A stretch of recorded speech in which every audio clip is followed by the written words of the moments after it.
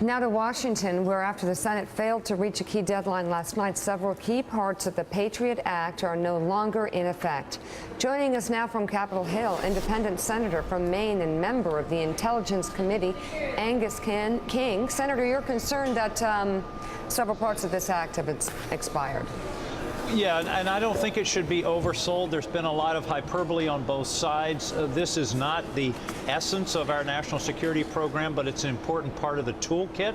It's an important part that will enable us to determine, for example, the Tsarnaev brothers in Boston. Were they part of a wider conspiracy? Were they making calls around the country, or were they lone wolves? That's what this program is all about. I think it's a shame we couldn't make this deadline. We should have. We should have anticipated some of these problems, but here we are. And I'm hoping in the next 24 hours we're going to be able to get through this, restore the program in a way that respects people's privacy, gets the data out of the hands of the government, but is still effective in protecting national security. Senator, we have David Ignatius from the Washington Post. David. Senator, I wanted to ask you, people who oppose this law, these authorities often claim that the metadata program has never had any real success in stopping terrorists. You're in a position, because of your membership on the Intelligence Committee, to know more than most people. Is that true? Is it that inefficacious? Well, but I think that's asking the wrong question. It's like a police officer, a detective at a crime scene has a little notebook. He writes things down. If you took his notebook away, would that end his ability to solve crimes? No. But would it be a tool that would help in putting pieces together to solve a crime? I think that's what we're talking about here. I don't think you can point to one case and say, in this case, without this data, we wouldn't have been able to thwart this plot. I think it's part of sort of connecting the dots, and interestingly, it was put in place after September 11th because it was this inability to track phone calls. And by the way, David, as you know, we're not talking about the content of phone calls. Nobody's listening to people's calls. We're simply talking about which number called which other number on what date and for how long. And I don't think you can. I agree. You can't say it solved X, Y, or Z plot.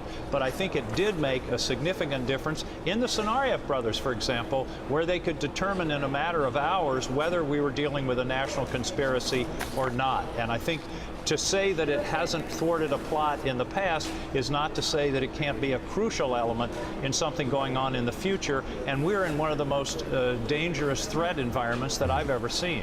Senator King, it's Willie Geist. There's been a lot of talk about the process, how this all went down last night, and the politics behind it. But let's talk about the facts.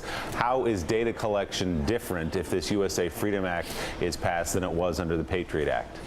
Well, the difference is that the data will not be collected by and held by the government. And I've been advocating for a couple of years that I thought we ought to get it out of the hands of the government. That made me nervous as a person concerned about the possible abuse. Lord Acton's famous phrase, power corrupts and absolute power corrupts absolutely. My belief was it should not be held by the government. The new law, the Freedom Act, which will hopefully, I believe, pass in the next few days, leaves the data in the hands of the phone company, and then the government can make inquiries based upon a court proceeding, and that data will be there and not in some computer held by the federal government.